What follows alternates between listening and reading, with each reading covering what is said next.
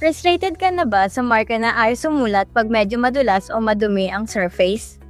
Huwag na magsayang ng pera. Treda Industrial Paint Marker. Hindi to basta ink lang, ito ay real paint na selyado sa loob ng pen. Sa bakal, no problem. Permanent at hindi basta-basta mabubura ng ulan o araw. Sa goma o gulong, sobrang linaw, perfect para sa maintenance at inventory.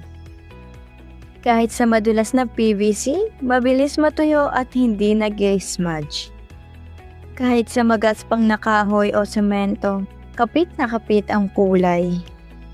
Heavy duty ang tip kaya hindi madaling mapudpot. Shake, pump, and ride, ganun lang kadali.